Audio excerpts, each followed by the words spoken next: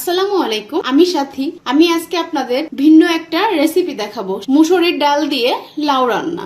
তো চলুন দেখে আসি আমাদের কি কি উপকরণ লাগতেছে লাউ আর ডাল রান্নার জন্য। আমি এখানে একটা লাউ নিয়ে নিয়েছি, এখন এটাকে আমি ছিলে নেব।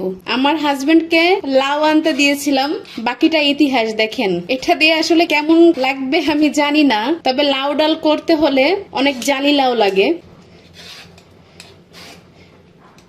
চিন্তা করলাম ফেলে দিব লাউটা, এর থেকে ভিন্ন একটা রেসিপি করি। তবে লাউ ডাল আমি আগে পরে খাইছি, খুব মজা লাগে। আর এটা আমি ফার্স্ট টাইম রান্না করতেছি, আমি আসলে ব্যর্থ হয়ে যাচ্ছে এটা কাটতে যেয়ে।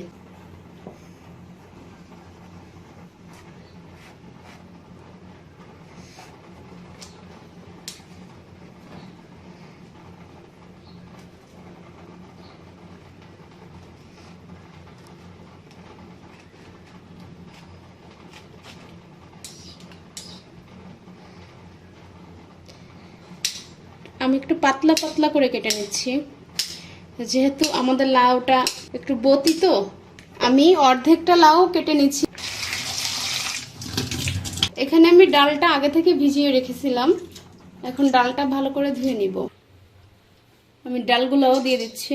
আমি কাঁচা মরিচ দিয়ে দিলাম, স্বাদ মতো লবণ, হলুদ গুঁড়া, একটু মরিচের গুঁড়া। এখানে সিদ্ধ হওয়ার জন্য আমি পর্যাপ্ত পরিমাণের পানি দিয়ে দেব, বেশি পরিমাণের পানি দিতে হবে।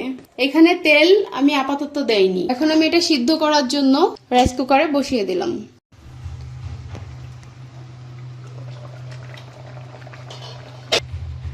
আমাদের ডাল আর লাউটা সিদ্ধ হয়ে গেছে, যে দেখতে পাচ্ছেন প্রায় 45 মিনিট সময় লাগলো এটা সিদ্ধ হতে। যদি কচি লাউ হতো তাহলে বেশি টাইম লাগে না।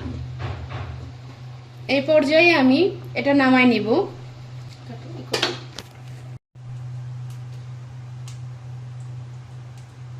আমি লাউটা বাগার দেওয়ার জন্য এখানে পরিমাপ মতো তেল দিয়ে দিলাম, পেঁয়াজ কুচি দিয়ে দিলাম, আর রসুন কুচি করে রেখেছিলাম এটা দিয়ে দিলাম।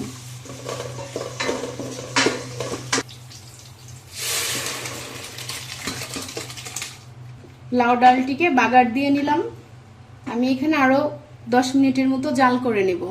10 মিনিট পর চলে আসলাম, এখানে আমি কিছু ধনিয়ার পাতা দিয়ে দিচ্ছি। ফাইনালি আমাদের লাউ ডালটি হয়ে গেল। আমি রান্না করিনি আগে, তবে আমি খেয়েছি। ধন্যবাদ সবাইকে, সবাই ভালো থাকবেন, সুস্থ থাকবেন। আসসালামু আলাইকুম।